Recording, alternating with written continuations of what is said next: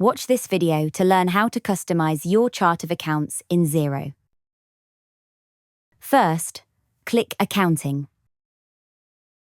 You can access the chart of accounts using the Accounting Settings option, which takes you to the Settings page.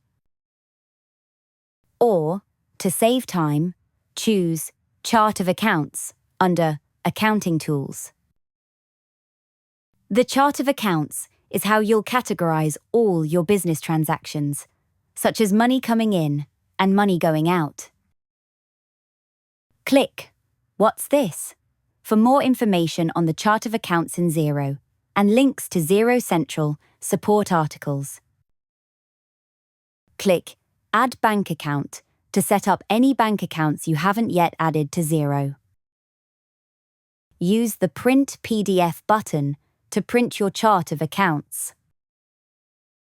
Click Import if you need to import a chart of accounts from your previous accounting system or want to import your own chart. If you want to add new or edit multiple accounts, click Export to edit the file and re-import the chart of accounts into Xero to save time. Edit Report Code Mappings allows you to map account codes for report templates and other Xero partner-only products. Account types in Xero are arranged in 5 categories: assets, liabilities, equity, expenses, and revenue. In the All Accounts tab, you'll see a list of existing accounts, which was selected when your Xero organization was first purchased. Click a tab, like Revenue, to view all your accounts with that category type. Each account has a numeric code, name, account type, and default tax rate. You can customize this information to fit your business needs. For example, instead of a generic sales account, we want a name that better reflects the type of income we generate. To update this, click the Name field and enter a better title, such as Photoshoot Income. Click Save to confirm your changes. If you need to add a brand new account that doesn't yet exist, click the Add Account button. You'll see the same fields you saw when editing an account. First, select the account type. This determines where the account appears on financial reports. Use the helpful guide on the right to determine how your account type will affect your reports. In this example, we'll choose Expenses, as we want a new code for business costs. Next, enter a unique code to help organize and sort your accounts. We'll add 480. Give the account a clear name that describes its purpose.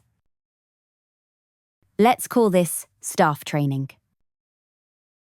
The description field is optional but provides context, especially for other users.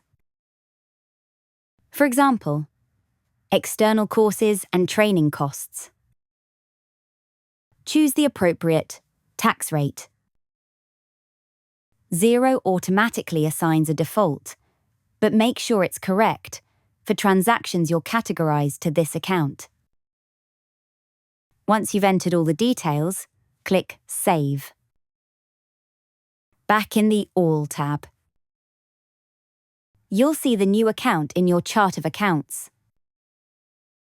If you no longer need an account, you can archive it. Archiving an account removes it from your chart of accounts, but retains the historical data. You can't archive locked or system accounts. To archive an account, select the checkbox next to the code, then click Archive. Click OK to confirm you'd like to archive the account.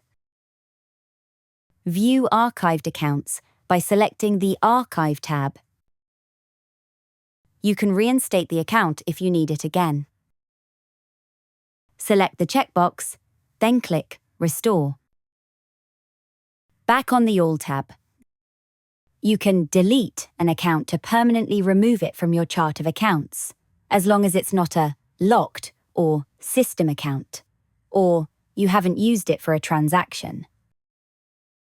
To delete an account, select the checkbox next to the code, then click Delete.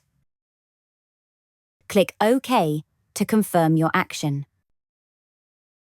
Finally, if you need to update the default tax rate for multiple chart of account codes at once, select the checkboxes. Then click the Change Tax Rate button. Select a tax rate from the drop-down and click Save to confirm your changes. Now you're ready to customize your chart of accounts, so you can categorize your business transactions in Xero.